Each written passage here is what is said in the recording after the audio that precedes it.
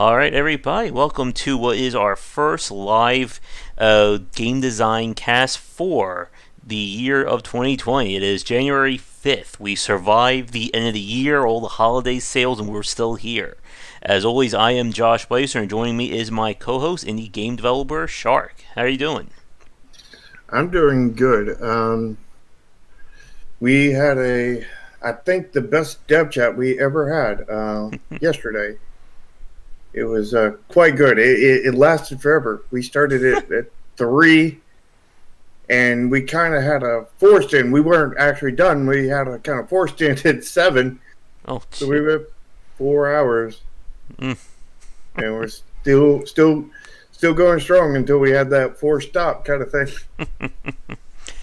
great to hear. I showed up for a few minutes and I had to get going and do some of my other work. It's still a very busy time. Of course, tomorrow we are officially out of the holiday, end of the new year kind of vacation, so I had to get back to work and gotta bug people about doing casts and such. Oh yeah, we gotta bug people about getting a roundtable going up again. Yep, we gotta do that. I gotta start messaging more libraries, and it's gonna be another very busy. It's gonna be a very busy winter, I guess. Yeah, But I'm hoping to do have a very busy winter myself. We'll have hmm to see. oh yeah. So we did hit over 5,300 subscribers before the year ended, which is really great. I think we're on track to maybe hitting 10K this year. We'll see what happens. Well, according to Social Blade, you'll hit 10K7, but Social Blade has also said that many times it's been wrong. Like, it told me one time that over the next 6 months you'll get 0 or 1, and I got like 30 or so. We'll need to come with a 10K event, I guess. Yeah, you need to get that 10K event lined up, and maybe at the end of this year, maybe sooner, we Hmm. can celebrate it. Oh, yes. But let's see what is happening this week. We have a few topics lined up. Now, as always, we are trying to see what kind of news is going on this week, and I guess the start of the year, not much has been happening. The only major event that we could see is that AGDQ is being ran right now as we speak. I guess for you, Shark, do you follow anything speedrunning or speedrunners? Not really. I've seen a couple speedrunners. I've seen you kind of half attempt Mm-hmm. it as an unofficial kind of way. Um, it's not my kind of thing. It's entertaining in small doses for me, but Mm-hmm. very small kind of thing. Yeah. I mean, But like I seen some of the stuff from the development side on it, where you want to like kind of not necessarily make your game easier, but make your game easier for people who speedrun kind of thing. mm-hmm. To where like you always talk about the oh, I didn't make it on this cycle, I gotta wait for the right cycle kind of thing. Mm-hmm. You I think, like, if you're building for speedruns, you want to take that waiting for the right cycle out and just let them just do the entire cycle. Mm-hmm. I think that will probably be done if you do it with a global time, or I'm sorry, local timers for each event. So you know when you get there, that's already kind of queued up to what cycle you need to do. Maybe. Yeah. Yeah, so the whole speedrunning, it has definitely, I think, exploded this past decade thanks to AGDQ. There's, I think, now a European speedrunning. I was watching some of their streams the other day. Classic games. There's an RPG. I love the JRPG speedrun, where it's like minimum time 8 to 10 hours to do a JRPG. Yeah. Nobody's going to finish Final Fantasy 7 in an hour, right? I, I, if I remember right, I think I've seen a Final Fantasy VII speed run for like 7 hours or something Yeah. like that. Straight through, no breaks kind of thing. Mm-hmm. What do you think the Death Stranding speedrun is going to be? Depends on how many of those fetch quests you have that are forced in there. And the cutscenes are required or not? Yeah, yeah. I mean, if you just if you can skip the cutscenes, then I mean, you could probably and if you could skip the cutscenes, skip the fetch quest, you could do a Death Stranding run in probably about 2 minutes. You just got to get to the title, hit the start button, and you're done. Oh yeah, that would be fun. They had like a force. If you could skip, yeah, there we go. Category of cutscene skipping. Because if you have to watch them, I don't even want to imagine what that speedrun is like. But it's been very interesting to see more like developers kind of embrace speedrunning and see kind of like the actual platform evolve. I know Thorn has told me a lot about randomizers, which is just like a crazy idea when they're like mashing like Legend of Zelda with Super Metroid together. I don't even know how that would work. Something about how the memory is stored on the cartridge, and how like the Super Metroid stores on one side of it, Metroid's on the other, so they just pass information between the different memory files. Sounds like there's, I think, a topic there that, kind of like randomizing games, or even just like being able to mash games together, could be something very fascinating to explore. It would be hell trying to get it all work. Let's mash Super Mario Odyssey and Sekiro together. There you go. There's your new game, everybody. Somebody do that right now. It's one of those, again, like we started talking about randomizing and like randomizers. I think that's its own topic because I do have something to say about it. But when it comes to speedrunning in general, it's only become a very big point in terms of people kind of, I think, legitimizing it over this past decade. Oh yeah, sounds interesting, Thorn. I don't know, like, this is a question I want to ask you, Shark, into the audience. Do you think speedrunning will become legitimate in the same way that kind of esports has over this past decade, or we may say in the last 5 to 6 years? I have no clue. Mm-hmm. But if I were to make a guess, I would say maybe speedrunning might become part of the esports kind of thing. Mm-hmm. But the issue is with that is that most of the people that host the speedrun, the esports, Mm-hmm. are generally kind of people who corporations that own the games that they're Mm-hmm. speedrunning. So I kind of doubt that would happen, but Mm-hmm. I mean, Yeah. I don't know where it would get its funding from, other than, the ones we got now kind of thing. Yeah. I meant maybe just the ones we got now would become more Mm-hmm. popular and become a bigger kind of event kind of thing, Yeah. pulling people into it. But I mean, I think like the big distinction between the two is that an esport is a game that is inherently designed to be competitive. mhm. Hearthstone, Counter Strike, Madden, you name it.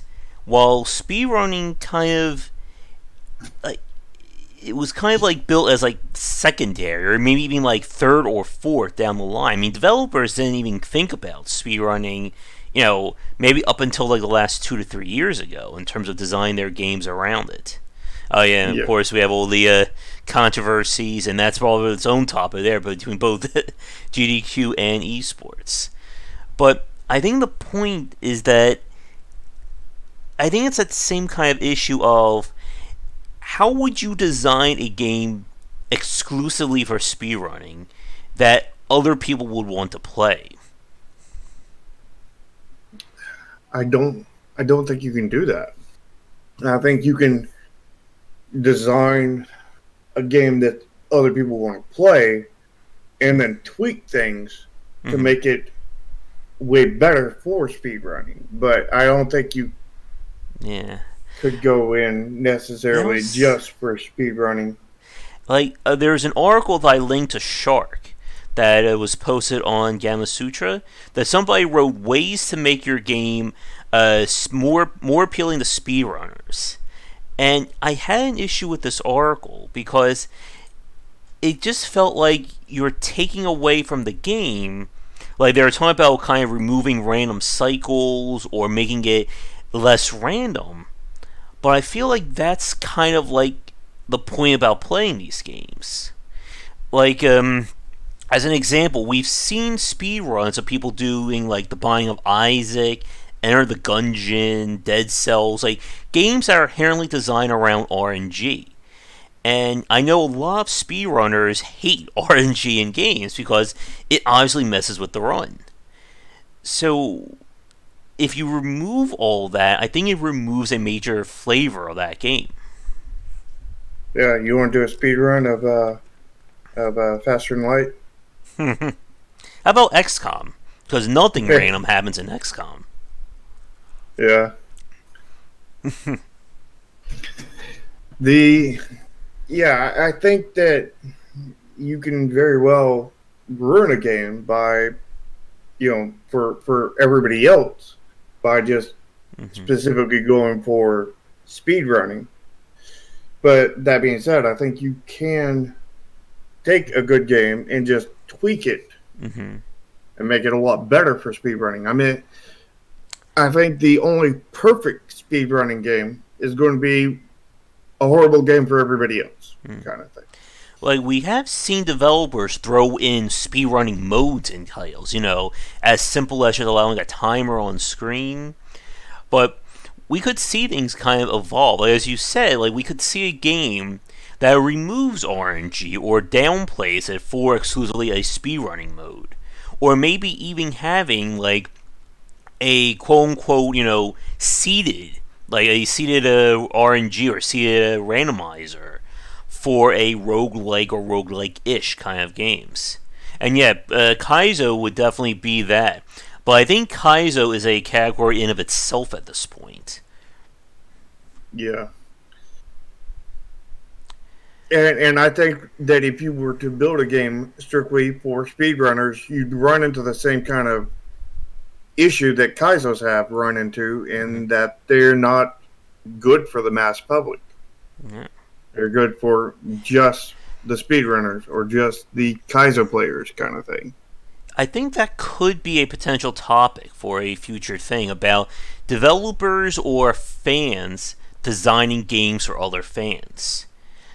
As we've seen professional fighting game players become advisors or making their own game. I think that was how what was it? Oh no, I forget the name of it. Oh no, what was the name of that game with the 2D hand drawn fighting game characters? The developers just made Indivisible. Oh no, I forget the Blaze name of it. Blue? No, not Blaze Blue. It was they had like the big band soundtrack. Skullgirls. There we go. That one. Uh, Like Skullgirls, I think was referenced. There was another one as well, and that's of course another major part about the Kaizo's community. That the majority of the people who design Kaizo games. Oh yeah, Rivals of Aether too. Um, but the majority of the people who design Kaizo games are also Kaizo players. Like Invictus was designed by I think his name is Just Cook. Grand Poo World was a Barb, and of course like all the speedrunner developers play each other's games as well, and that's kind of how they build that up. But as we've said, like if you're just building it as a fan for fans, you're not necessarily thinking about developing a game the same way as somebody trying to make a commercial product. mm-hmm. But I think with that, let's get to our first topic because I think we have two somewhat meaty ones to discuss. So the first thing that I want to talk about is we're going to be discussing the state of the AAA industry going into 2020. Because I'm sure Shar can agree nothing traumatic happened with AAA developers over the last 2 years, right? Oh yeah, nothing happened. Just as long as everybody's got a phone. You beat me to it. Never heard of China. Mm-hmm. You know, um, And don't never. mind buggy Fallout games. Yeah, never seen a bug. Mm-hmm. But it has been a very, very interesting year in 2019 when it came to AAA development. We kind of talked about this on our last show of 2019, but we're kind of here sitting on the precipice, or we're past that little bubble into 2020 now, and 2020 I think is going to be a very interesting year in terms of the AAA market. As we heard at the Game Awards, the Xbox has announced their new system called Xbox, which I'm assuming will play Xbox games. And Sony is gearing up for the PlayStation 5. And Nintendo is once again off doing their own thing. But we're kind of. According Go ahead. according to what I've seen, the Xbox will also keep your food cool because they've set it up as a refrigerator. Nice. Great. You can store all those Mountain Dew and energy drinks on the Xbox. Exactly. Perfect. You'll never. The ultimate competitive pro gamer console right there. And I also hear that the PS4 fries a mean piece of fish. Nice. Any cooking tips for the Switch? Maybe get Chow on. He can help us here. Yeah, we need to get Chow in here for that one. Mm-hmm. But with kind of where we're at in 2020, excuse me, I think one thing that I think is going to be very telling is going to be the independent scene, but that will be its own topic. Focusing more on the AAA side, we've seen a number of developers take some massive hits, and we've seen some kind of rise above in very unusual ways I don't think anyone was predicting. So let's start with the good, and then because we'll spend probably most of this topic on the bad. So the first one that's good is a very obvious one. That's Capcom.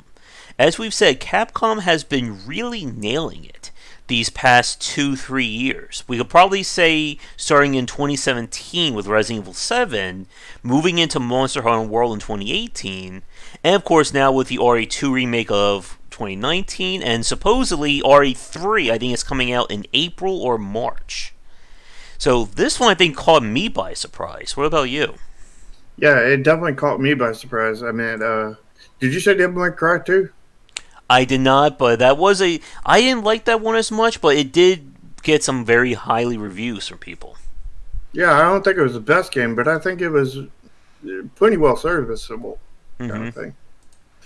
And like before that, I mean, Capcom had was down the path that most AAA developers were, Mm-hmm. but they have seemed to pull themselves out. It seemed I can only guess that when did this start? Like 2017. So like Mm-hmm. I can only guess that probably back in like 2014 or so, Mm-hmm. they got a new CEO that decided to run the company more ethically and better Uh, as overall. as the story goes for Monster Hunter World in particular, they started development. I think that was 2013, 2014 for that game, and they really wanted to kind of, like, according to interviews, they really wanted to elevate the game and bring it back to the consoles, and that led to basically across the board changes and kind of really putting a lot of money and manpower behind it. Again, we joke about the cooking cutscenes in that game, but there's a lot of production value in Monster Hunter World. Hmm. And the same can be said of Resident Evil 7 and Resident Evil 2, and I'm going to, hazard a guess and say Resident Evil 3 as well, that they're all using their new engine, the RE engine, that looks fantastic. I think I said when I played Resident Evil 7 it was like one of the best disgusting looking games I think I saw that year. Yeah. Another developer that, at least as a console so far, Mm-hmm. has been good has been Nintendo, Mm-hmm.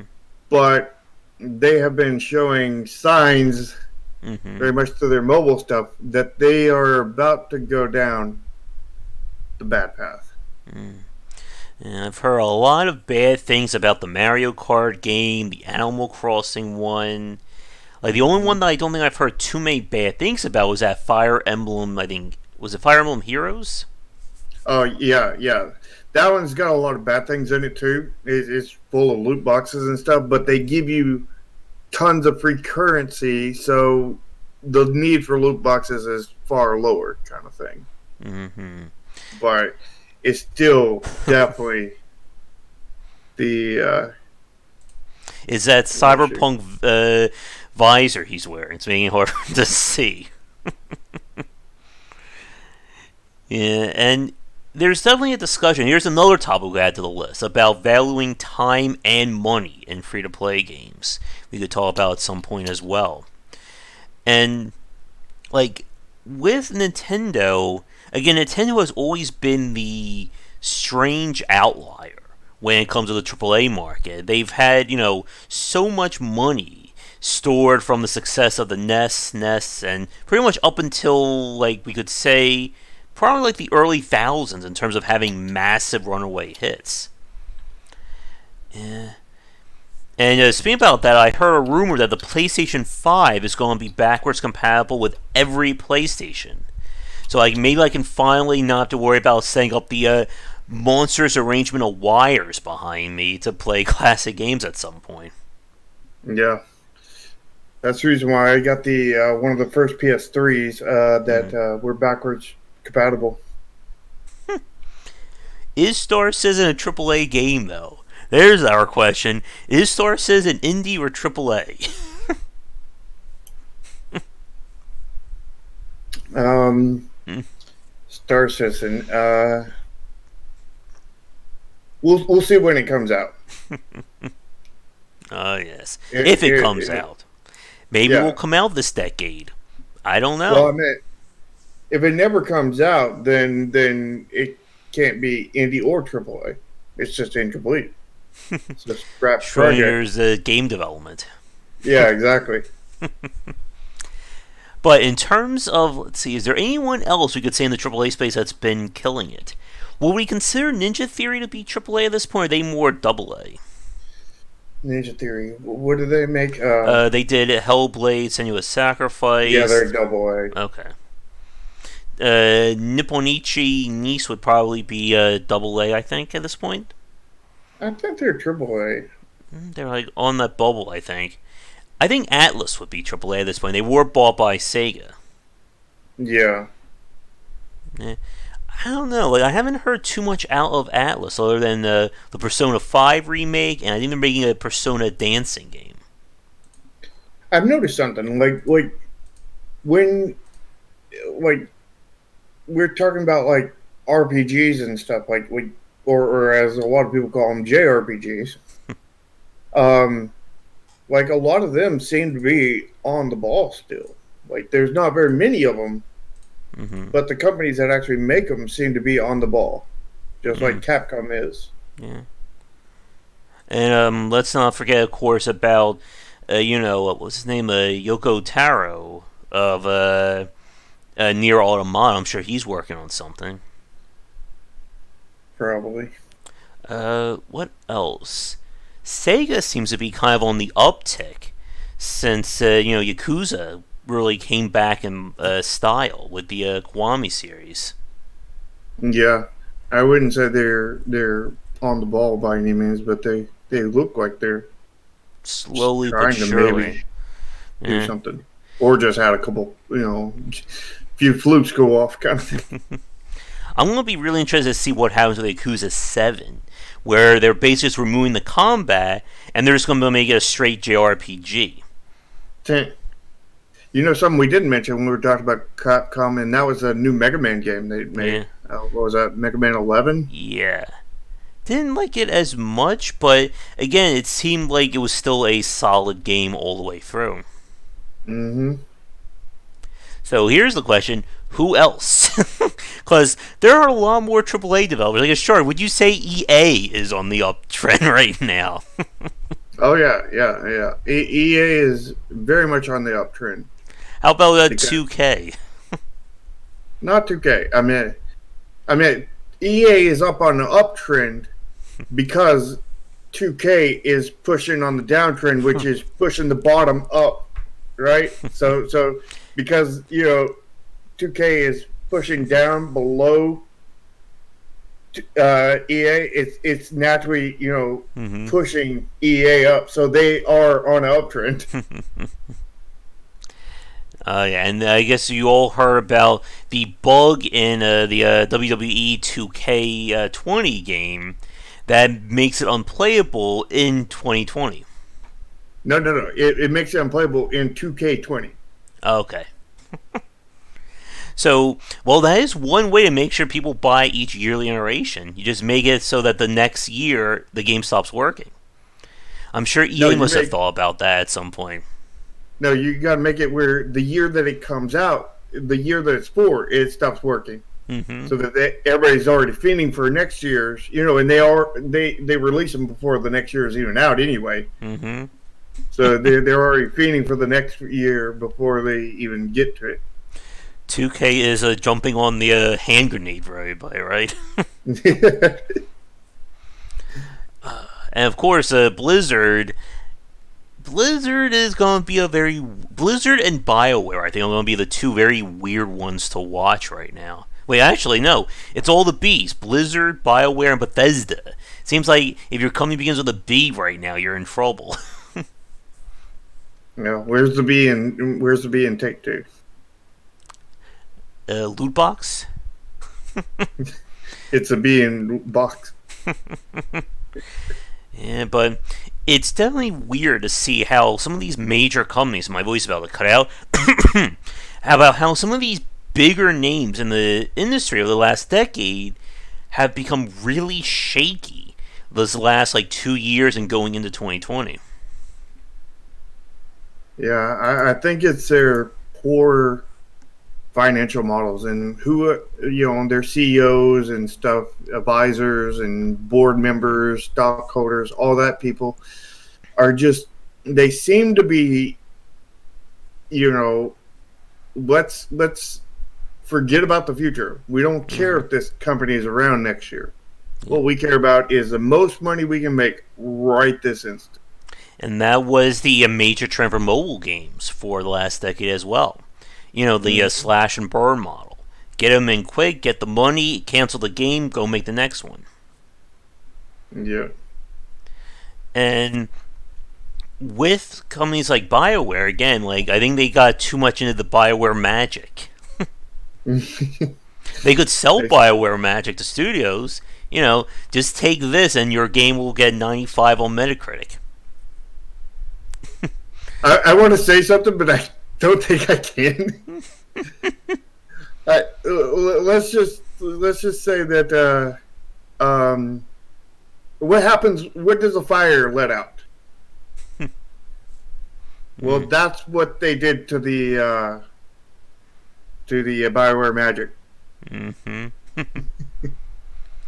Yeah. But I guess here's like to be serious for a second. We're not really seeing too much right now in terms of brand new games. Again, Capcom is remaking RE3. We're assuming there's going to be a remake of either RE4 or RE5 down the line. Nintendo, of course, has their stable franchise. We're already hearing rumors of Breath of the Wild 2. We had Super Mario Maker 2. Like, we're not really seeing too much in terms of original franchises at the moment. Do you think that in any way is hurting things right now? It is, but like the issue is AAA's do have a legitimate reason to do that, Yeah. and that's risk because you can only risk so much before you put too much on the line and you'll cut your own head off basically. Yeah. Again, And like with something like Disco Elysium that came out, out of the blue last year. no way in hell AAA development would ever risk money on a concept like Disco Elysium. Yeah, and the issue is you AAA's are like we pick one place to risk. We can either risk by putting all of the money into the graphics and make it the most graphically appealing we can, or we can risk the game failing because we tried something new mechanically. So it's either risk it by gameplay or risk it by putting all the money into the graphics kind of thing. And they have chosen to put all the money into the graphics. Yeah. Or don't forget the other excuse that we saw some dollars say, having a female lead in a game. I think that's what Square Enix said for that Remember Me title. Oh, jeez. Yeah, I don't know what is going on with YouTube. Oh no, they must be getting pissed off. We're talking about China and Blizzard again. Yeah, YouTube is on the uptrend too, right? Yeah. Here's the cynic in me talking right now. I think we're going to see a lot of new franchises as we get closer to the next generation, next console generation. PS5, Xbox, stuff like that. People, trying to say, oh, it's new and different. We have this coming. Yeah, they'll probably some of the companies will probably release a new franchise around the new generation just because Sony and Microsoft and all the console holders are pushing them into it. And when they release it, a lot of them will probably be the exact same thing we've already played, just with a new coat of paint on it, kind of thing. Here's Assassin's Creed, but it's not Assassin's Creed. It's Magic Fantasia broken. But it plays exactly like dang it, Assassin's Creed. I mean, I have a feeling we'll get a lot of those. I mean, we may get a few that are actually different, like was that Horizon Zero Dawn? Yeah, we might get a few like that, but I think for the most part we'll be getting basically same game, new package kind of thing. But like, it'll be very weird, I think. Like, if as we see more and more in this decade, more indie devs kind of taking the spotlight away from the AAA, because it has been happening. Again, Celeste won one of the major awards last year. Disco Elysium won a ton of awards this year. I mean, they've even said like Disco Elysium kind of out RPG the Outer Wilds or the Outer Worlds, or they had to do the same damn thing for that one. Let's see, was it the Outer Worlds? Outer Worlds. There we go. So who knows? Maybe we'll see another indie game. And then, as we said last week, cynically, then the indies will be starving each other out of the sales, just like the AAA. Oh, they already are with the lack of curation. But even with all the curation, even with proper curation, they're still going to be starving each other out. It'll just be less starving out. Yeah. And with like a lot of the other AAA developers, I guess going to Bethesda, like, where do you see Bethesda going at this point? Besides the trash heap, I mean, I question if they will even be in business 2 games from now. Like, I mean, they could be. I mean, they have a very hardcore audience, but that's what will keep them alive. But at the same time, that a good bit of that hardcore audience is turning on them right now because of all the crap they've done. They've been doing a lot of this stuff. They just made it worse. Yeah. All their really buggy games. Every game they've ever done has been really buggy and really, really poor programming wise. And the fans are really starting to notice it now Mm-hmm. because they have other choices. And I think that a lot of people, a Mm-hmm. lot of the hardcore are leaving them. Mm. And I don't think all of them will leave them. I Yeah. think maybe, I don't know. Like if I had to guess, maybe a third of them are going to leave them over Fallout 76. Mm-hmm.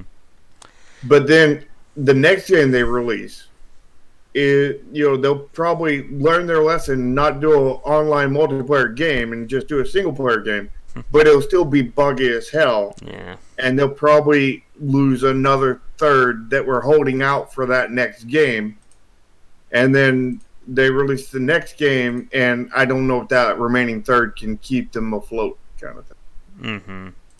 We'll have to see how they pull it off, but that's just my wondering, but I could be wrong on the numbers. I mean, it could only be they lose a tenth of their followers, and then hardcore Mm-hmm. followers, and then they lose another tenth, and and then that last 8 tenths just stay on no matter what, Mm-hmm. kind of thing, Yeah. and they're good forever. They can just put out an asset flip, and they'll be good. Put Same out a thing game with that lasts. Blizzard, essentially, too. Yeah, So here's the question: if BioWare has its magic, what do we call Bethesda's special ability there? that's a good question. Bug Thespa. Yeah, and like with Bethesda, like we've said before, like when we look at their games, they've always been buggy. They've always had lots of issues at the start, and that was kind of like their badge of honor. And that I think they, along with a lot of other developers, have learned that people don't want buggy games anymore. They don't want them from the independent space, let alone from a AAA company. I don't think they ever wanted them. They They're, just put up with them yeah. because they had no choice. But now, for Bethesda games, they do have a choice because there is legitimate competition out there for that kind of game now. Yeah. The same thing with, again, the Outer Worlds and Obsidian doing that one, I think. Like, Mm-hmm. people, I think, are finally learning that you don't need, millions of dollars of a budget to make an outstanding video game. And you can, as you said, as we've seen, we are getting some amazing titles from vastly smaller developers. And while they may not win in the production side, they are just winning everywhere else. Yeah, I mean, like I can testify to that. Making a game basically on a $0 budget and now making another one on a very, very low budget. Like Yeah. you can, if you have a lot of the skills you need Mm-hmm. and everything, and not all of them, but if you have a lot of the ones you need, and you can hire a few people for quite cheap to cover the holes in Yeah. your area, you can make a game for pretty darn cheap. Yeah. I think that's one of the very more surprising things, especially from the independent space. I know we keep going back to it during this topic, but we're seeing a lot of indie devs kind of branch out into new genres and doing them really, really well. Again, Dead Cells was the first kind of action platformer game from that company, and it worked well. Blasphemous from the Game Bakers, their first game was a point-and-click adventure game, and then they made a 2D, platforming Souls-like title. Vision Software said, I am still shocked when he told me that that was the first Metroidvania game he designed, and how well that one turned out. Like, Yeah, and again, like I we've used this discussion about design. Wait, wasn't the Game Bakers? I may be confusing my developers then. Let me see. Let me look that up really fast then, because that's going to bother me. Go to your point while I'm looking this up. I think that the issue, that the pattern here is that AAA's have pretty much basically gotten rid of their designers, their game designers for the most part, or they've quit, kind of thing.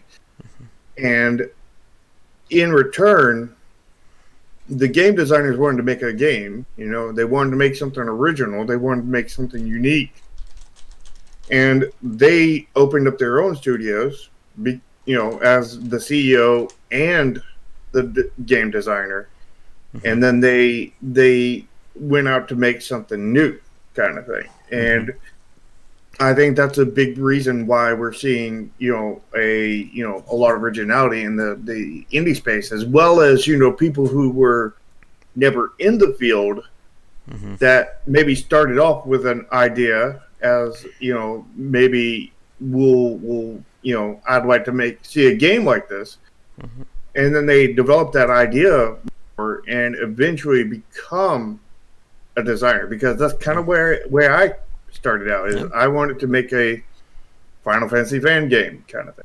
Yeah.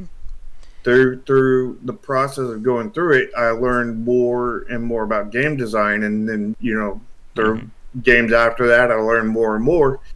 So I think that is what a lot of things have happened. The new game designers are trying to start up, and they can't find a place to hire them, and the old ones are leaving and starting their own indie studio. So I think a lot of indie studios are led by game designers, which still makes it where you can't get hired as a game designer, ironically, because the owners or the designers is like, don't need another designer kind of thing, generally.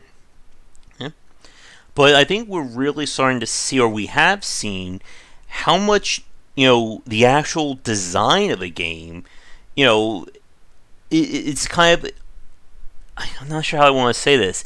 It's very hard to, I guess, actually calculate how much value there is, but we're seeing that there's solid game design really goes above everything else for a lot of these games.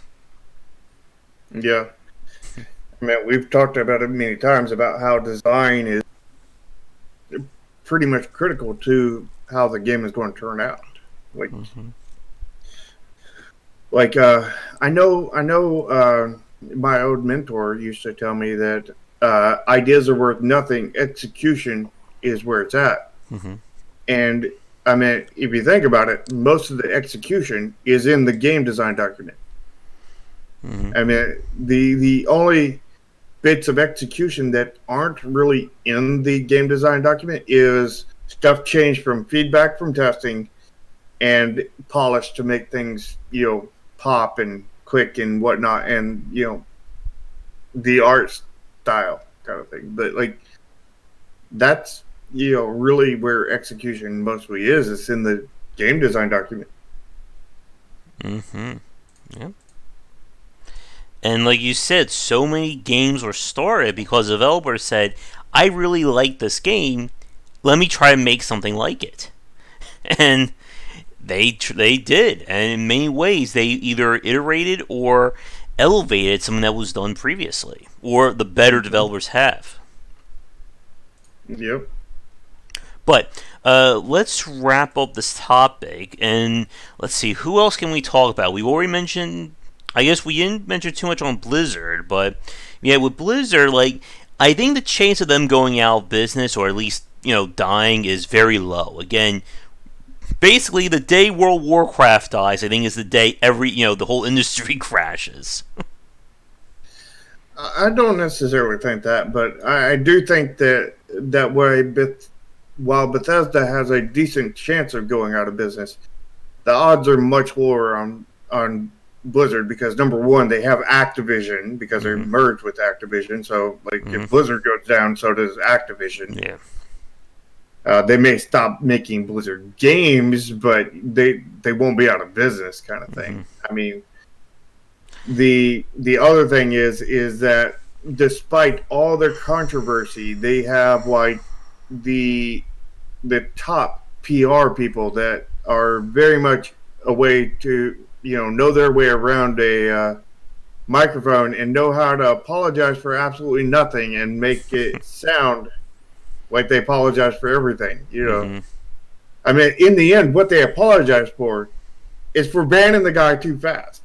They're Mm-hmm. like, we wanted to ban him slower so that nobody would have started, so this controversy wouldn't have been started in the first place. That's what they're sorry for. They're sorry for doing it Mm-hmm. so fast that it caused a controversy.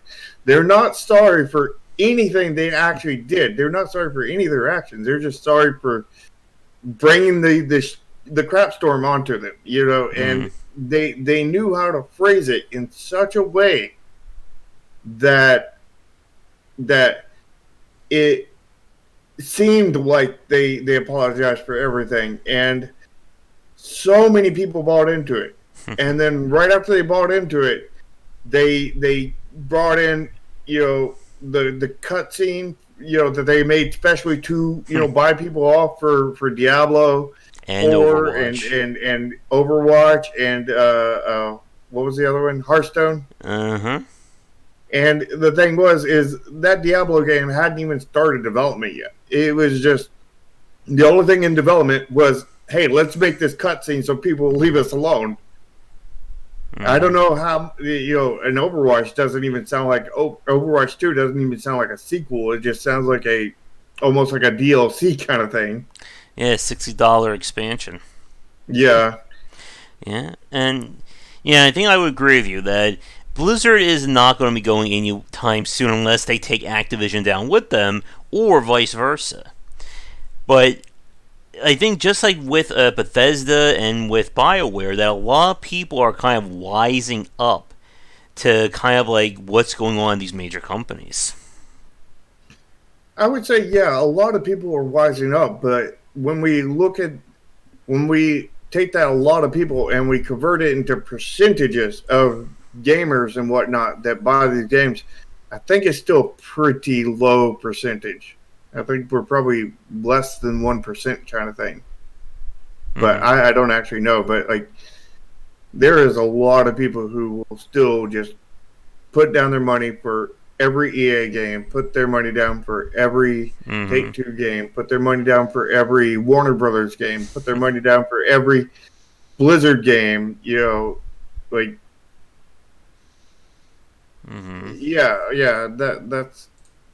that's not necessarily true, but that is to a point. Like a lot of people that are wising up seem to be the people who are more poor because Mm-hmm. they can only buy a certain number of games.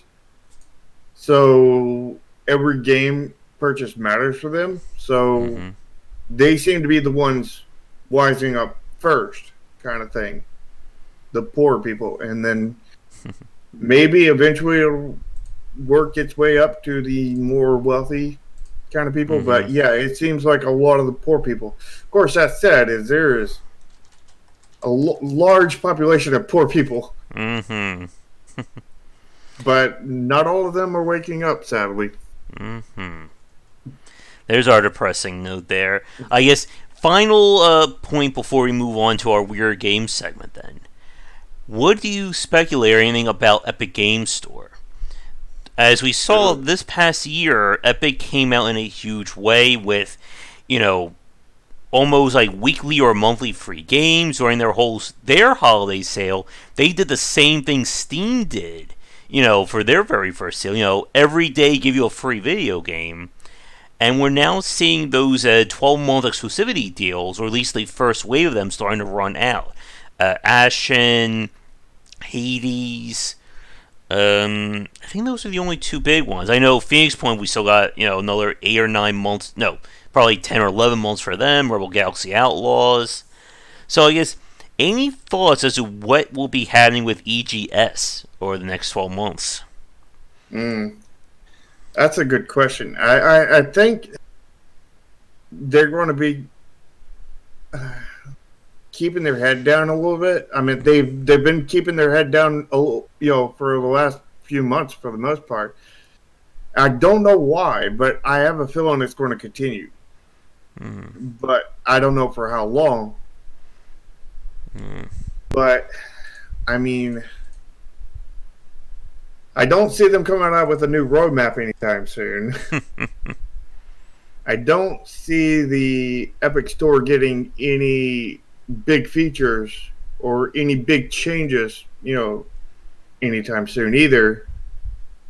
I mean, like if I had to, I say it's going to probably stagnate and continue going the way it has been for a Hmm. while until Epic finds something they want to do potentially, some some trigger or something, and they set it off, and then there would be something big, probably a big crap storm, but we'll could be something really good too. But Hmm. I'm betting towards a crap storm, but I'm guessing they're gonna kind of coast in kind of stealth mode and just keep on going for a while until they get to that point where they have something they really want to pull off. Hmm. Yeah, and like they were saying, like a lot of their big deals that they did in 2019, they came out and said that is not sustainable. They can't be, paying for 12-month exclusivity deals for the next decade. And Mm-hmm. it's really going to, I think, come down to can they catch up with Steam? Like we saw this past year, again, the remote couch co-op being massive for Steam.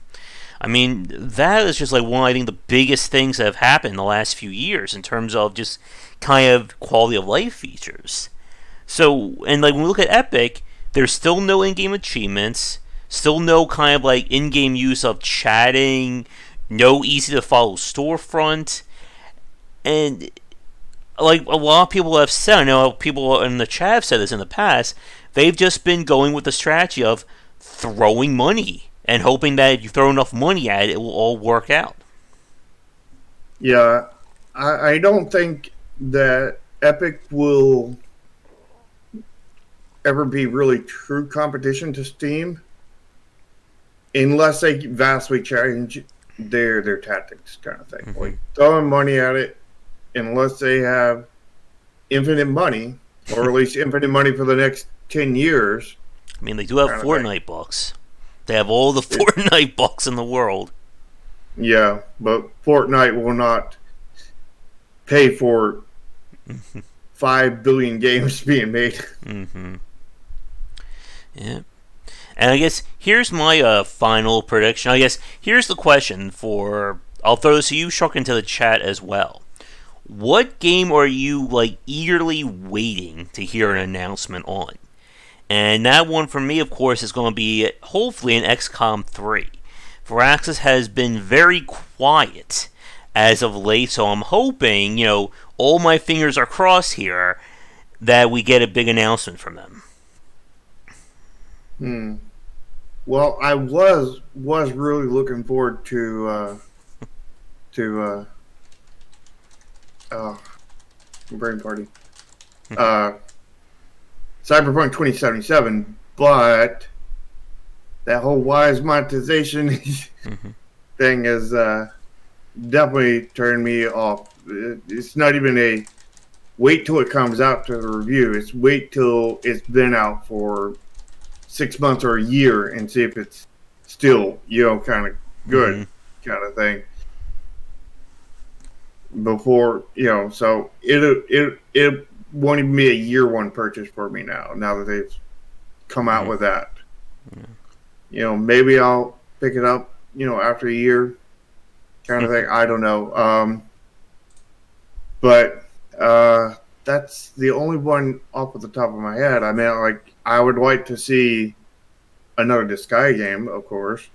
That Hmm. said, I still haven't played 5 yet, so I do have another one already. Hmm. So By the time I you can finish only, 5, maybe they'll be off to 6. yeah, I can only look so forward to 6 when I haven't even played 5 yet. I own it for probably about a year now, but I haven't Hmm. played it yet. Yeah. Not really. I may be getting on Greg from Supergiant Games. Maybe we have that discussion about what it was like being one of the first. No, I think they were the first developer to be exclusive to Epic. Hmm. But I think with that, let's move on to weird games because there's still, as I'm sure all of you are aware of, a lot more time left in 2020 to see what's going to happen. Oh, What will be the first weird mm-hmm. game of 2020 in our cast? Not like, and we mean truly weird. Well, I guess we're going to find that out now. Let's see.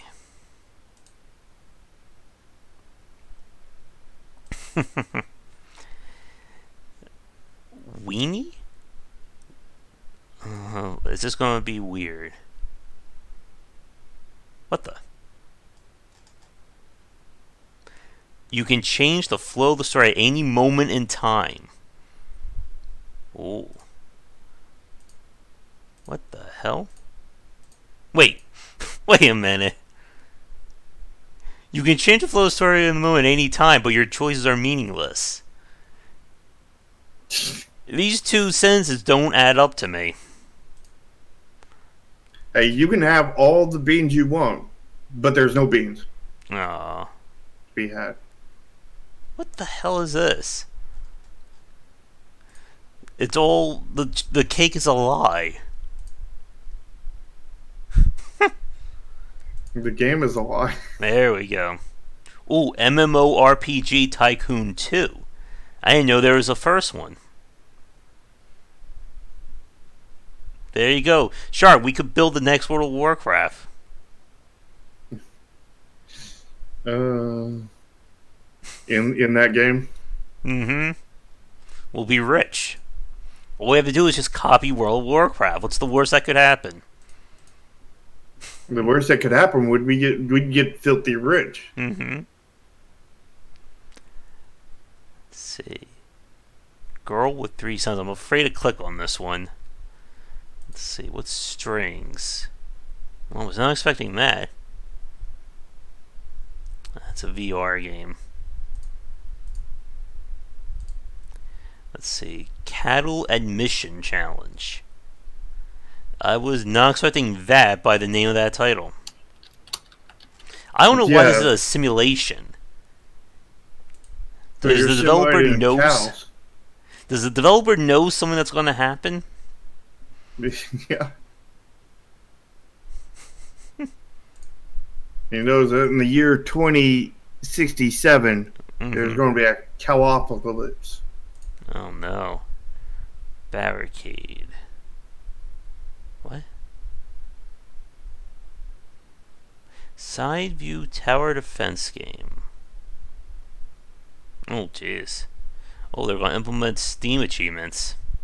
Oh good, they're going to implement a tutorial. That's not a good sign. Yeah. And key configuration is on the to-do list. Oh.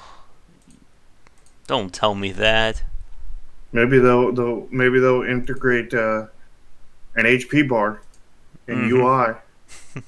Integrate menus. Dumb fight. I think we saw that one already. Oh, I don't think I did, Foreign. Bogus Detour. Yeah, I think that was the one that I didn't play. P-Bot. Is that anything like F-Zero? I was not expecting that. Those graphics are starting to hurt my eyes. Yep. Here's a question.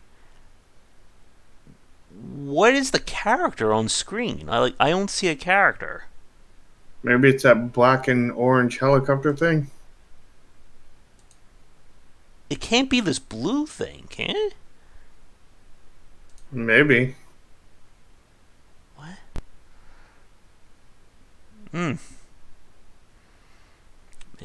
Again, it's not good somewhere I can't tell what is happening in your cutscene. Or in your screenshot. Terminator Listen, Kojima. Kill the Santa. Not Santa Claus, you're killing the Santa.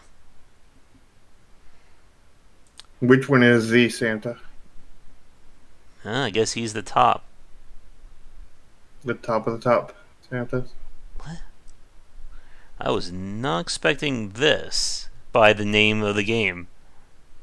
But at least I got the tag right. Oh, this is that game we looked at last week. You know, the character in the same exact position in every thumbnail. Yeah. 3 levels. Well, 3 levels. That's one more than 2. That's 3 times better than 1. Mm-hmm. Femidia? I'm afraid to click on this one. But if they put uh, 300 levels in, then it would Mm-hmm. be 100 times better, right? Yeah, it'll be game of the year at that point. Yeah, exactly.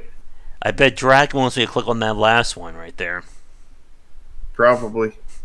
There he is. Perfect timing.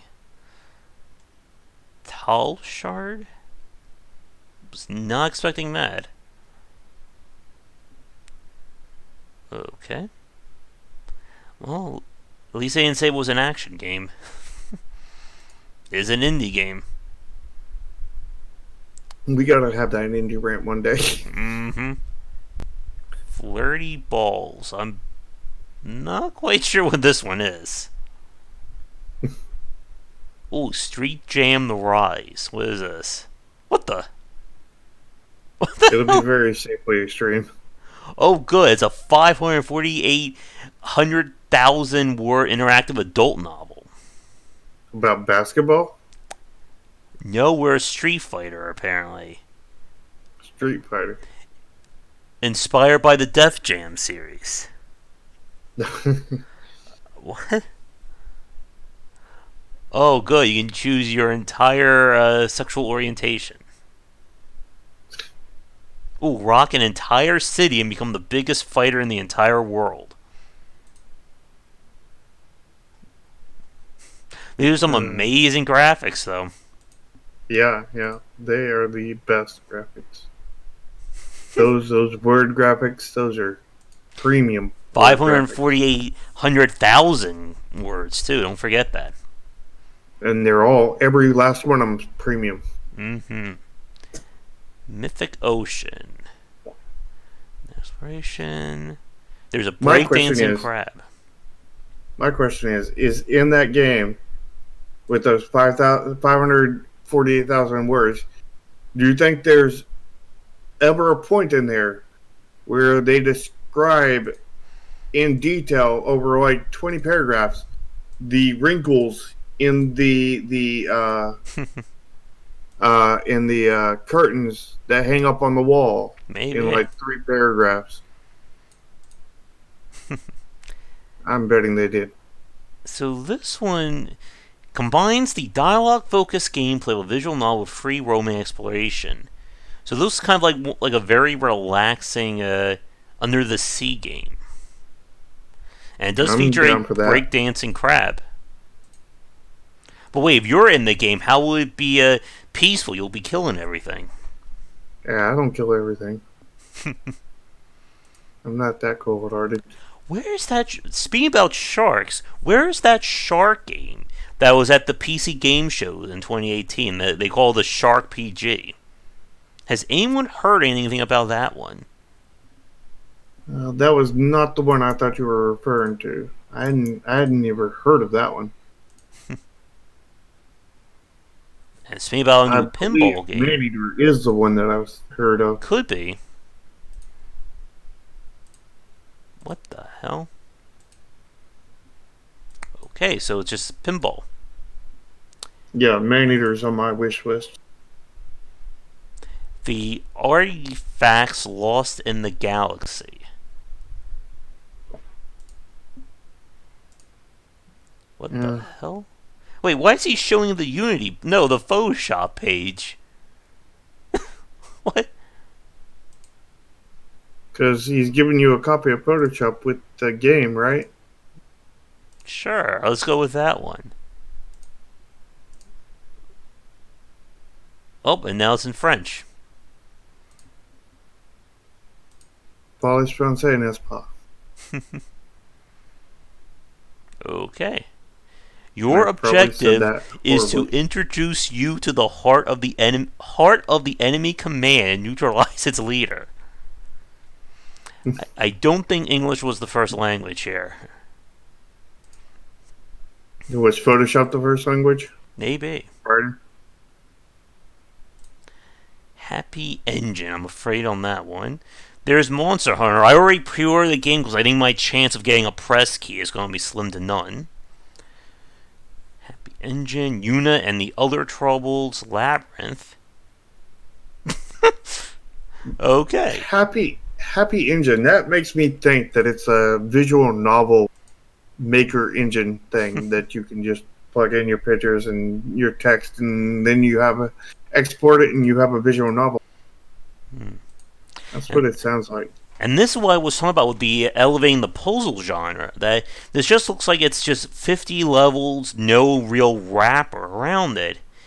And I don't know how many people are going to want to sit through and do 50 levels like that. But there's 100. Wait, there's 50 levels. How is there 100 achievements?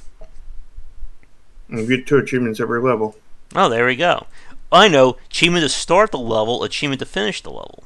Yeah, honestly, that game reminds me of my first Ludum Dare. It's no amazing because but a worse version of it, because that just looks like a simple maze game. Where mine was a maze game that freaking fire chased you. I was not expecting this screenshot by the name of this game. The world is this. Help the Minotaur. Or here's your. Oh, good. The plug as you get the resolutions. Oh, Oh, it goes up to 3840 by 2160. oh, so it's not 4K. Grim Clicker. Anybody who gets that reference, good on you. Okay, it's an idle RPG clicker inspired by Dark Souls and Grim Dawn. Okay then. Matter of fact, if you got the reference and you're on the recorded version, leave it in the comments that what you knew what it was. Britannia. The Fairy Tale of Death. Ooh. How is that a fairy tale? I don't know. Wait, how is this a text adventure when it's 3D graphics? I'm very confused here.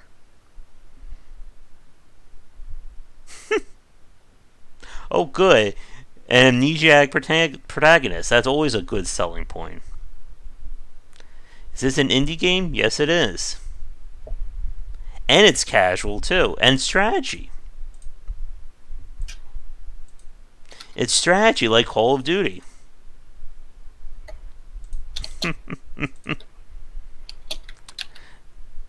Alright, oh, the new Gemcraft game. I'm excited to see what they're doing with that. Oh good, hentai versus furries. We are not clicking on that one. And Dracon, for a hint, I'll tell you, look up the resolution. That is 4K. Vampire Martina Bloody Day 228. Oh, that's a name right there. Okay, Rock, Paper, Scissors Simulator. Oh, I think somebody's beating you to the punch there, Shark. No, they're not beating me to the punch. I already beat them to the punch. They're copyright infringement, and I've got to sue them apparently. Still my rock paper scissors. Hell's Pharma. Oh, good. You gotta avoid peddling drugs to demons. Okay, it's a simulation again.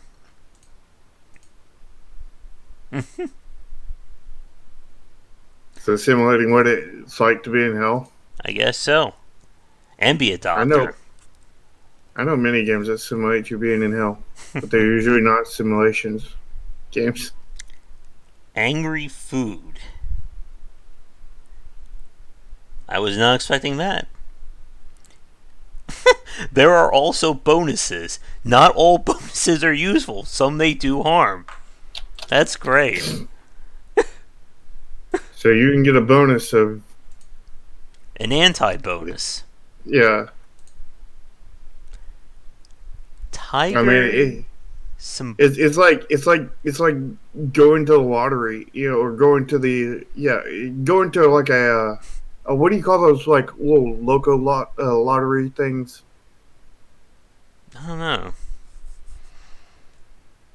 Anyway, it's like you go to one of those lottery things in person, where they're raffling off stuff and everything. You buy a ticket, and they call you up, and you won a swift kick in your rear end, and then they turn you around and kick you right there. It's like, that's what I won. Yeah, we have both good and bad bonuses that you can win. Alright, what the heck is this? This game is a 2D indie platform made by a two-man team. The object of our game is to collect 50 coins per level to unlock the next level. There are over 50 levels to conquer with 3 unique enemy types. Is this even English? I don't know. You will tackle 4 evil bosses from the 7 deadly sins. Wait, taking in mind the 5 bosses? Wait, I'm confused What happened here. to the other 2? And why is there over 50 levels? What? Wait, we have to get our soul back? That probably should have been mentioned in the first paragraph or in the first line. Oh my, you like these graphics? Oh, those are sweet as green candy canes. I bet Blizzard could do something like this. Oh look, they're in hell.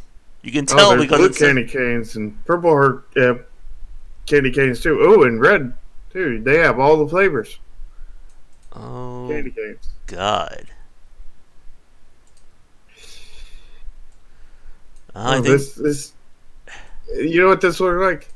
It looks like they've done all the backgrounds in MS Paint, and then they did then they bought one candy cane asset and then just recolored it like 8 times. Mm-hmm. Oh God.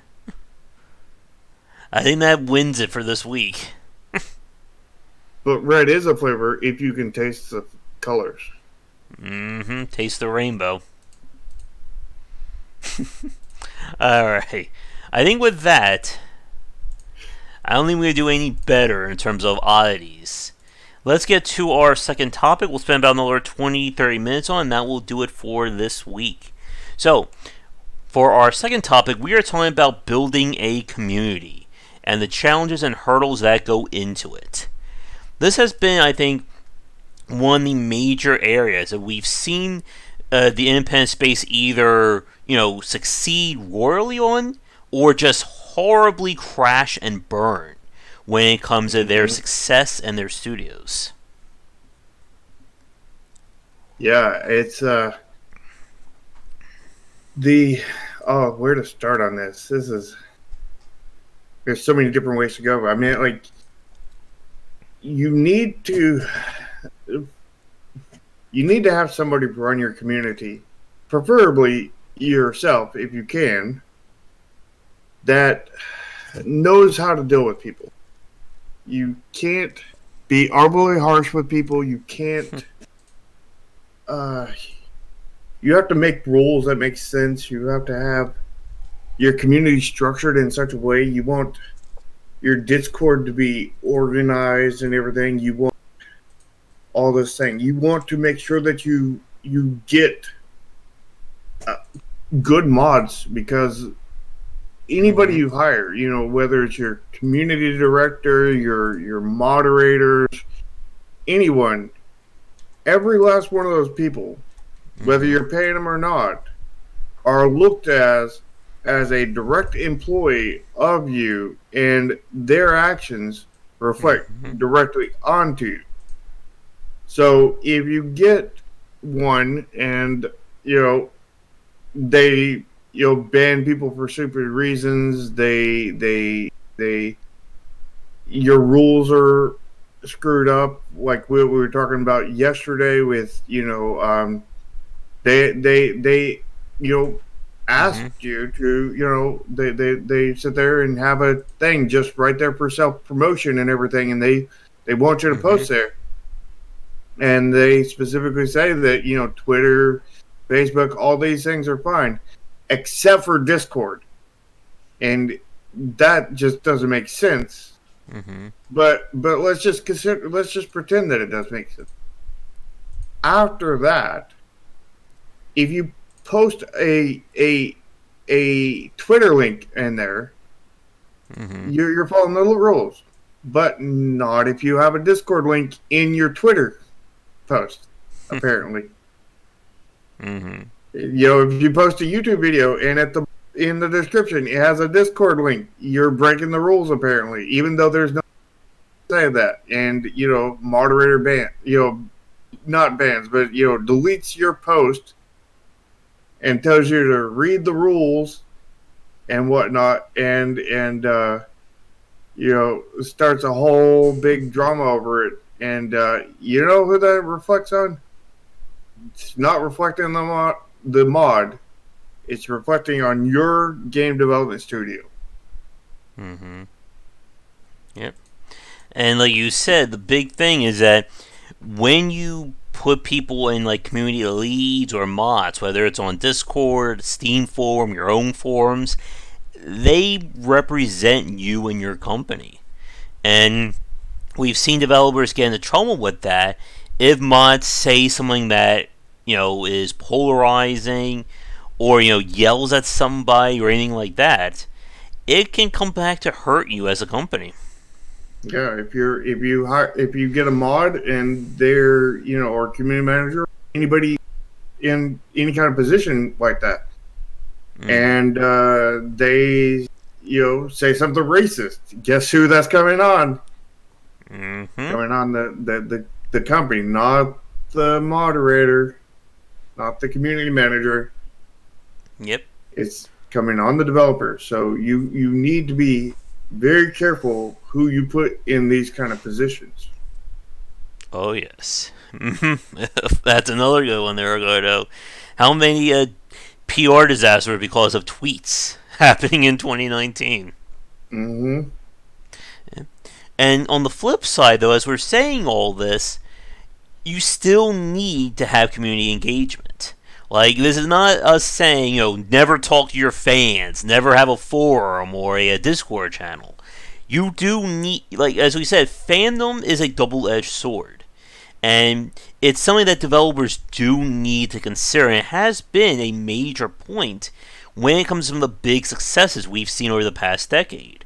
Studios like Clay Entertainment, for instance, have built up a huge amount of fan support thanks to how well their games have done on early access. Red Hook Games, again, with Darkest Dungeon, they were engaged in the community a year before they were even thinking about going on Kickstarter. Even somebody, I guess, quote unquote small, like Emma McMillan, his Kickstarter for the Tabletop 4 Souls game, that had huge amount of community and social media engagement. BL Gordo too, he was saying just as I was describing it. Yeah. The thing about a double-edged sword is there seems to be only one way to handle it, and that's the Mm-hmm. best way. Yep. Being safely extreme. What's that You play expression? it too safe. You play it too safe, you're going to be on one blade. Mm-hmm. You play it too extreme, you're going to be on the other blade. You got to play it safely extreme. You live by the sword and you die by the sword, essentially. Mm-hmm. And for the developers who managed to learn this lesson, someone like Toby Fox, I think he's another like huge example of that. Like having your fans back you, as I've learned, especially YouTube here, is huge. But just as we've said, so many people have been, hurt and destroyed. Exactly, sure. Yeah, go for that. But so many people have been destroyed in the public space due to the backlash of them. Yeah, I mean, you got to you got to be careful what you say to a point. I mean, Mm-hmm. you don't. That's right. The swordfish. Mm-hmm. But you've got to be careful what you say. I mean, that being said, I don't think you necessarily have to walk on eggshells, kind of thing. I don't think it's anything like that. Just Mm-hmm. be good to your people. Like if you're Mm-hmm. good to your people, and you you develop your community in such a way that like they know Mm-hmm. what your intentions are. You know, I've developed my been developing my community in such a way like that. Like I tell them that I make it clear to them that I'm trying to make consumer friendly stuff. I'm Mm-hmm. trying to make really good high quality games kind of thing. And I'm trying to make the best thing I can make kind of thing. And of course, I have tons of limitations, money being the very largest one of them at the moment. Mm-hmm. And, and, but I talk to them. I express this thing. And this is another thing where if you can do it yourself and not have a community manager kind of thing, that is gold. That is golden. But you have to be able to communicate with your people in a way that, and you have to also show that you have their best interest at heart, because Mm-hmm. if you don't have their best interest at heart, Yep. why should they even support you? Oh yeah. I mean, again, like, how many developers like have had like Steam blowouts, like yelling at their fans or arguing about them? And like we've said before, many times in the past, and probably many times in the future, good PR skills is very underrated when it comes to working in the game industry. Not only with dealing with the fan side of things, but also dealing with other developers. Yeah, I mean, I've had a blowout sort of in a way, against a YouTuber who, Mm-hmm. arguably, led a lot of false things, and said you know he did a review on the game, Mm-hmm. but only technically played it for like 5 minutes, and did 20 minutes of talking while he was idling Mm-hmm. throughout the game at multiple points. But like, you know, I said, I pointed out, kind of the things that were obviously false, and I said it in such a way that was pointing out how obviously false it was, Mm-hmm. and that was, that caused a blowout kind of thing.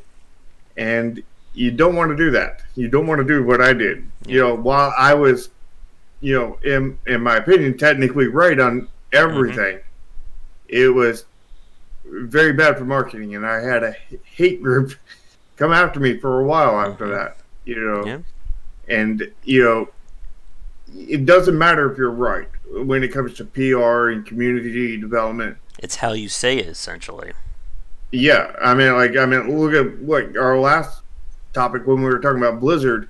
They were Mm-hmm. definitely absolutely wrong, but they said it in such a way that it made everybody, made a lot of people feel fine with it, kind of thing. Yep. So it's very much how you say a lot of things. Don't forget, of course, Phil Fish's famous blowout. Yeah, Mm-hmm. And like we were saying, you have to be able to engage with a community, whether you like it or not, as a developer. You can only get by, I think, so far with just completely isolating yourself. And even then, like even with like developers like Jeff Vogue, he has his fans that he interacts with. Same as Cliff Harris. Trying to think of a few more. Nothing's coming off the top of my head. But you have to understand just how much your community is kind of going to be the lifeblood of your game. As we've said before, they're the people who are going to be, they're essentially doing your marketing for you. That doesn't mean that you can ignore marketing, but they're going to be a major part of that. yeah. Like I like to think of it this way. Uh, the way I run my community is I connect all these people, and then I spend time with them. Like my goal is to become basically friends with every one of my community that will basically allow me to become friends. I mean, like a lot of them don't talk. You got the silent majority kind of Mm-hmm. thing. one of my greatest fears is when the community grows so big that that's not physically possible, kind of Mm-hmm. thing. It's where it grows so big where I don't even know who you know half of these 2,000 people in voice chat are, kind of thing. Or watching a stream or whatever. Because like I want to be connected with all of them, kind of thing. But like, Mm-hmm. there's a certain point where you can't be. Yep. Like even if you were to quit game development and just being friends with all these people, there's not time enough in the day to be friends with all these people. Because Mm-hmm. when there's 2,000 people, I mean, what are you going to be? Hang out with each of them 1 minute a day every day or something and never sleep? Mm-hmm.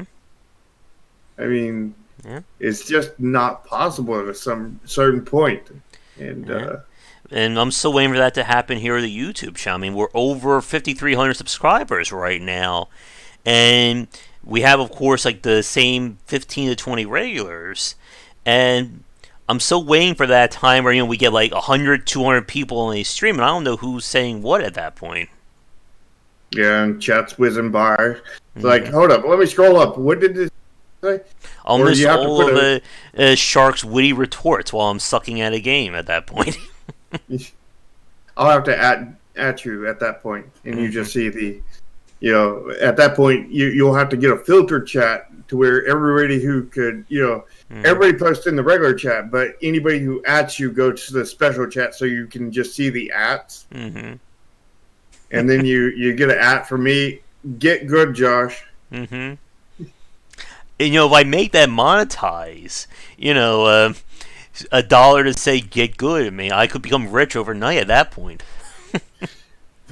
Well, I mean, people are you don't even have to do that. I mean, people will just at you, and everything Mm-hmm. to point it out, but other people will ignore that part and they'll just donate $1 or $2 or $5 or Mm-hmm. whatever to give a message, or even $100. I've seen like some streams Mm-hmm. where they just to get him to get that one person to read their comment. They donate like, here's $100. I love your show. I hope you keep on doing it. Mm-hmm. Go When will on. I get that $1 million donation? That someone will just drop that on me. And then it falls through right after they get your reaction. Of course, yeah.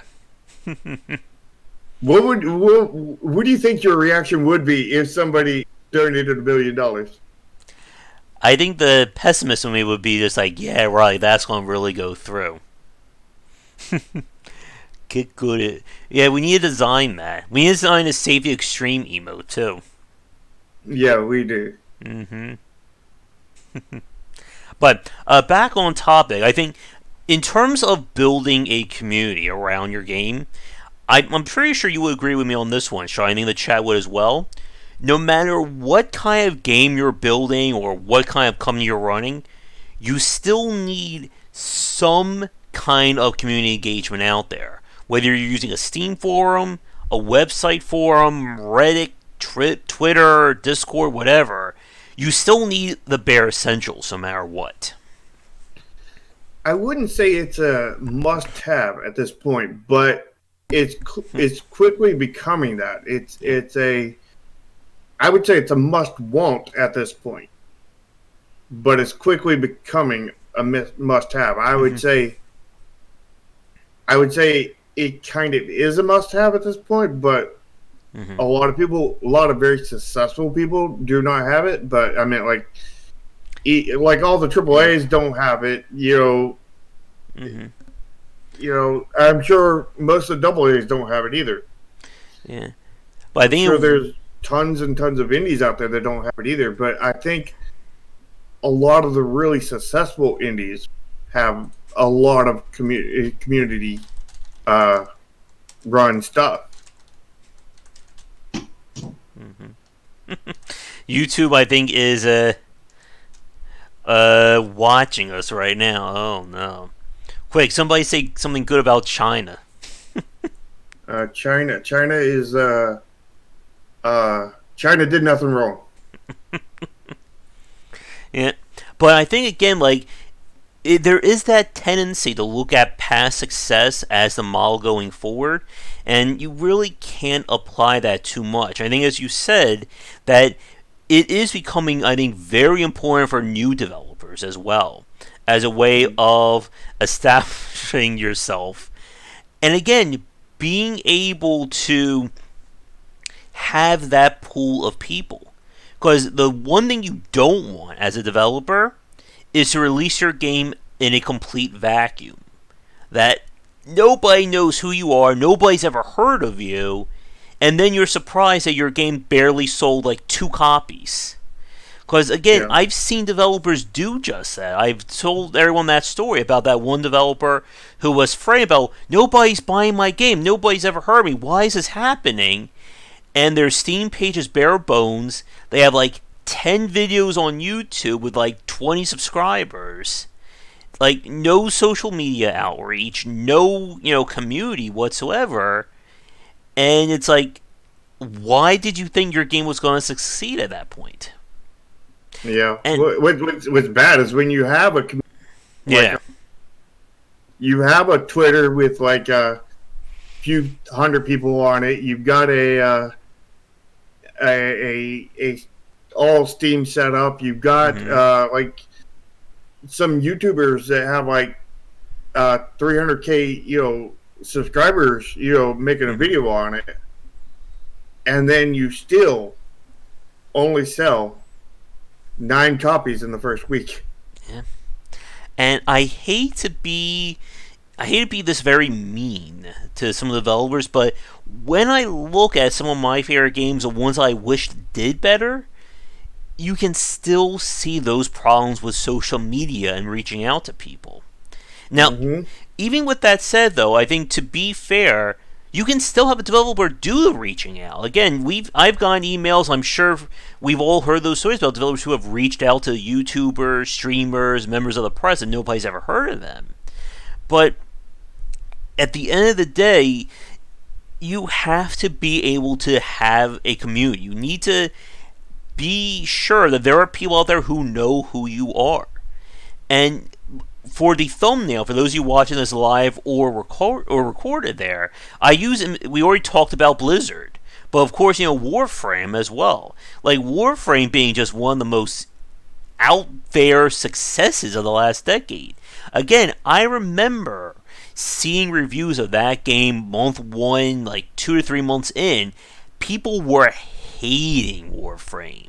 They were despising it. There were so many negative reviews and pay to win and all that.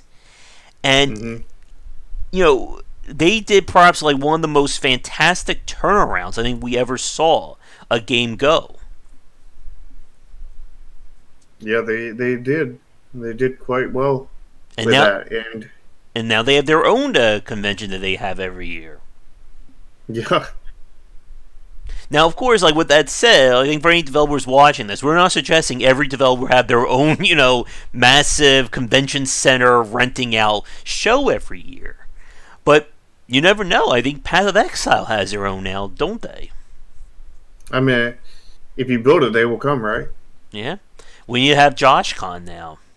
I see. I'm so good on being El Gordo. Like 5 seconds, everything he's about to say. There's only like 1 second on my side, but yeah. Yeah. We need to have a Wisdom Con, sponsored by Dr. Brown. Yeah. There we go. Perfect. We got it. Well, get on it, Josh. Mm-hmm. Run out the place. Yep. You can do a book signing while you're there. You can sign both books. Yep. Hopefully, book 3 by the end of the year. We'll see what happens. Do we gotta wait Do we gotta wait till the end of the year for Josh? Wisdom Con? Maybe. Where's it going to be held? Oh, where's E3 held at? What was that? California? California. We'll use the same building. We'll do it the day before E3. They won't mind. Yeah, I mean, you need to rent out the whole too, because like we need to be sure that there's enough people for all of us to fit in there. Enough room for all of us to fit in there, brother. I may actually have to do that because there's another short of Dr. Brown around here. I may just do that strictly to make sure I always have a supply of it. There we go. We'll have a giant Dr. Brown machine behind me right there on every stream. Oh no, I'm losing in this game. I need more energy. What can I do? Someone press the Dr. Brown button. There we go. Let's see. Anything else to talk about community engagement? We talked about having mods. Talked about having a place for it. I guess here's one thing that we didn't mention that I think is another big factor. Having a place or being able to show fan art. This has been one of those things that I've seen kind of rise from a lot of the indie successes. Darkest Dungeon, especially buying up Isaac, Five Nights at Freddy's, you name it. Like, we've seen these games, like, they've not only allowed for fan art, but they've, welcomed it. I think every day at this point, Emmett McMillan posts as, some kind of random piece of fan art that somebody sends him. Yeah. I mean, I definitely embrace the fan art. I mean, what we're looking at right now, my Cyberpunk Sharky is fan art kind of thing. And of course, you guys have done fan art for here, too. Or I've seen the memes on the Discord. Yeah. I really should collect those, ask for, collecting them, and maybe we'll use that as the pre-stream crawl at some point. Yeah, I mean, all of my fan art, every time somebody does fan art for me, I download it and put it in a folder kind of thing. Mm-hmm. Make sure that I hold on to it kind of thing. Mm-hmm. And every once in a while, I'll go through them kind of thing. Ironically, most of them are actually my Sharky avatar, and there's only a few that's about Chromasia. Mm-hmm. But I know the one of the characters that we just got done with on Project Triad. She's going to have a lot of fan art. Mm-hmm. I'm just calling it now. El Gordo knows the one I'm talking about. Mojo knows if he's here. They've seen her. And Shovel Knight being another really good example of that as well.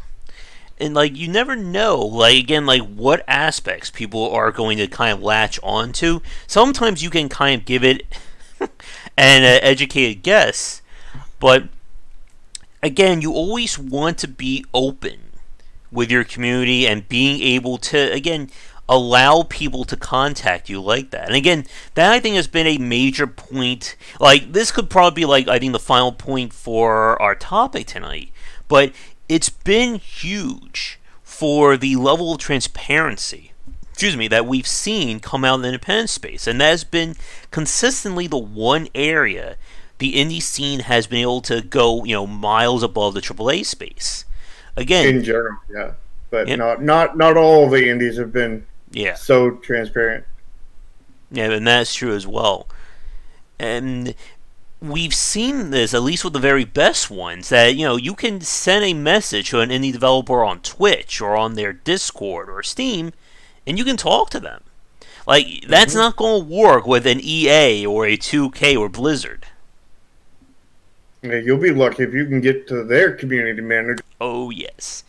Oh, yeah, there's a fun thing to the people watching this that you haven't experienced. Having to try and find not only the press page for a major studio, but find the correct press person in the correct department to just be able to barely request a game from them or just be able to talk to them in the first place. I should stream that at some point. There's an epic quest for you. That sounds entertaining. Oh, yes. Like watching paint dry. Yeah.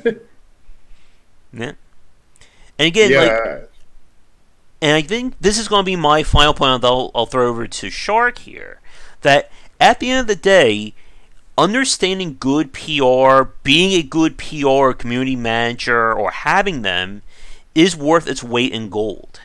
And it can do so much to help your company and help your game out.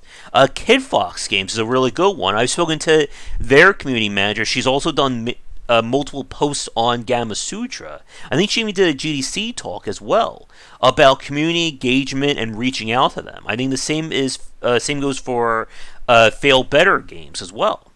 That having somebody who not only understands the company but also understands dealing with and talking to the community is huge for helping you out. Because in many ways, not only would they help you out in terms of the community stuff, they're also going to be your PR person, reaching out to YouTubers, making sure websites and other places know about your game. And like we've said, there have been developers who have succeeded in spite of doing all that. That they ignore the best they can, but you can't use their success to say that it's going to work for you. Yeah, I mean that's like saying, because one person successfully solo developed a game that was successful, aka Stardew Valley, because one person did it, and the other millions and millions of people weren't able to do it. They failed. That you can do it. Yep. And you can't judge yourself based off of the one rare exception. I mean, you cannot justify. I mean, this is getting into what is it, survivor bias kind of thing, where like you have the saying, they don't make them like they used to, because the one washing machine that did not die, the one washing machine that lasted, and the other like 5 million of them broke and they got replaced. But they don't make them like they used to, because this one out of the 5 million survived. Or again, that my game could have succeeded if only PewDiePie would have covered it. Yeah, I mean that might be a legitimate excuse if PewDiePie is your best friend and you've known him for almost as long as he's been alive. Like that might be a legitimate excuse, but if you're not like buddy with him, that's not a legitimate excuse. That is a if only I could have won the lottery kind of thing. Yeah, exactly. And I think that's all that I have to say. So, for you, Shark, do you have any final thoughts or any topics you want to bring up regarding community engagement or community management? Well, I personally find it disconnecting when it is strictly just a community manager kind of thing. Like, if the developers are not involved in some way, I mean, they don't have to run everything, they don't have to do everything, they don't have to be the community manager. But if they have a community manager that is doing most of the things for them, I think the developers themselves still need to be involved. With at least some of the community kind of thing, because when the developer is not, there's this disconnect. It's like it's like calling somebody and you get the voicemail kind of thing. Yeah, you can leave a voice message with the community director kind of thing, the community manager, but you're never getting through to the developer. Like it's just it's this disconnect, and you feel disconnected from the community, because I mean, in the end, it's like this person doesn't even this person isn't working on the game. They're not even directly connected to the game. They're just somebody the people at the game studio hired to basically keep us under control, kind of thing. That's what it really feels like when there's just the community manager. Like, I know YouTube channels that, like, I know the community manager of one of those. That is a good friend of mine. Pretty big YouTube channel, and they do stuff with game development, kind of thing. Think of one of the biggest ones that have anything to do with game development. Probably guess which one it is. And but they they have a community manager that runs it, and not only that, but Patreon only Discord kind of thing Mm-hmm. that he runs. And I'm not in there because I'm a patron. I'm in there because I know the actual community director, the community manager, because I yeah, yep, that would be the one. Uh, I know the actual community director, because I met him at one of Mm-hmm. the I guess you'd call it a game dev convention. It was technically held online on Discord. It was like I don't even know. There was probably like two, three, 400 people in voice chat at the same time. Oh, jeez. And basically, they set it up to where everybody would be muted except for the host and the one developer that was talking. You know, and the developer would talk, and then you could ask questions in the text chat, and they would get to him. He would read them, and Mm-hmm. answer whichever ones he wanted to answer, kind of thing, and or she in some cases, and then the host would swap between them, and they would do like maybe an hour, and then they'd swap, and another hour and swap, and they would go through like three or four of them.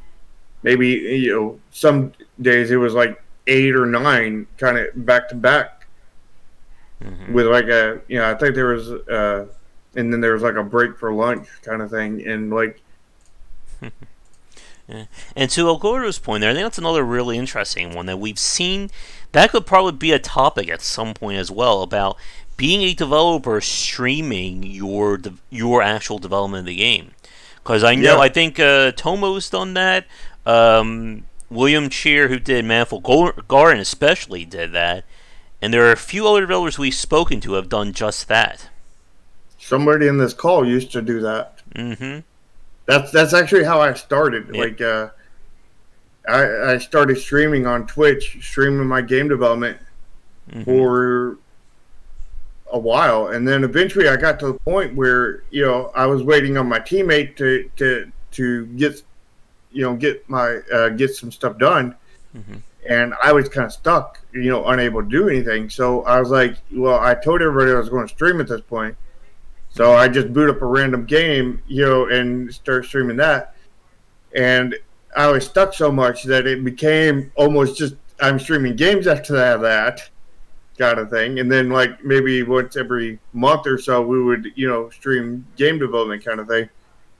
Mm-hmm. And I got to the point where I just didn't want to do it anymore, so Mm-hmm. basically I quit and went to YouTube kind of thing, and then almost quit that almost instantly too. And I do intend on getting back into that, but I Mm-hmm. haven't figured out exactly when, where, and how I'm going to get back into it, because Mm-hmm.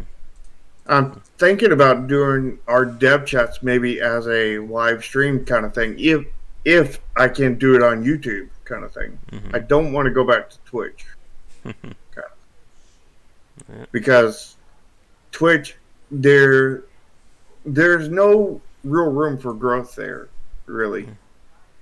After doing it for 2 years, like I got up to roughly 500 followers, and that was I got up to that point, and my viewer numbers were lower than they were before, but higher than they were before that. But then all of a sudden one thing goes viral, and I got like like basically like when I was starting out, I was only getting like 0 to 2 viewers Oh kind of yeah, thing. I've had. Remember, I told about the end is nigh. That one part when he streamed to 0 followers. That part really hits hard for me. hmm and then when it's that on a daily basis, it's hard. And then started getting up there, getting 3, 5, 8, 10, and then Twitch changes something in their algorithm, and and I'm getting 0 on a daily basis every day, no matter what I'm doing. Like there might be one or two people who come back that I already knew, but it's like I know who those viewers are, kind of thing. Mm-hmm. It's like, there's this one person talking to me, and I have one viewer, kind of thing, and it's like, nobody new is coming, and there's no room for growth, kind of thing, and it just was not working. But at the same time, I was uploading those VODs of those streams to YouTube, and people were checking it out. People, it was growing. There was views, there was subscribers. People were watching like long form content, which is like one of the worst kinds of content for YouTube, kind of thing. And people were watching it and everything, and people were enjoying it, but nobody was doing it on Twitch. Nobody was doing it. So if I do go back to streaming, kind of thing, I want it to be on YouTube. Not that I love YouTube or anything. I have lots of issues with YouTube. Probably more than you do, Josh. Mm-hmm. And I know you probably have a long list of them. Yeah. But like, just at this point in time, that seems to be the best thing to do is stream on YouTube and upload to YouTube, unless you already have an audience on Twitch. And I don't mean 500 people. I mean thousands upon thousands, and you're already streaming on there. But if you're new, if you don't have followers, I don't think you're ever going to go anywhere on Twitch. With YouTube, though, you can post regular videos on top of your VODs and your streams, and all three of those will build up together, and you'll actually find new people, kind of thing. But just streaming on Twitch, you're not likely to find anybody, unless you have nobody, kind of thing. Because basically the way Twitch works is you have the normal people who just watch whatever is the highest on the view count, because Twitch puts them up at the top. Then you have the people who are experienced with Twitch, know that, and say, okay, I'm not watching any of these people. I'm going down to the very bottom of the list and watching those people, kind of thing, and seeing if I can find somebody new that's good. But then you grow to the point where you're not at the bottom of the list, and then you just stay there forever. Yeah. And you're not at the bottom of the list, you're just right at the bottom forever, kind of thing. Yep. And it's just, you can't really ever grow. And again, that's a topic we can certainly come back to for another day. All right. But I think with that, we are going to wrap things up for this week's cast. I think this was another really good one. Yeah, I think it was too. Alright, so I'll be back later tonight for our regular game streamings. You can check me out on Twitter at GWBicer. If you are new watching this, check out the Discord and Patreon link down below. And I'll be including a link to Shark's Discord in the recorded version, but if people want to follow you on social media, what is the best way? Well, they can follow me on Twitter at NexusGamesINC1 and be the very first followers still. Still, nobody's pushed that button. But somebody can be the first. And we have a background now. So it's not done yet, but we have a background. So we're getting really close to that soon. Hopefully sometime this week we will start our post on there. And we can get that hashtag soon finally actually happen. But it could also be another 5 months, knowing my luck. But we'll have to wait and see how that works out. Yep. We'll have to see how things work out here for the Game Wisdom in 2020 as well. But come back for daily discussions on game design here and on game wisdom, whereas in the art and science of games. We will be back next Sunday around 3:34 p.m. EST for our next live show, and I think that's going to do it. So have a great rest of your Sunday evening, everybody, and I'll see you all tonight for our next game stream. But until then, take care.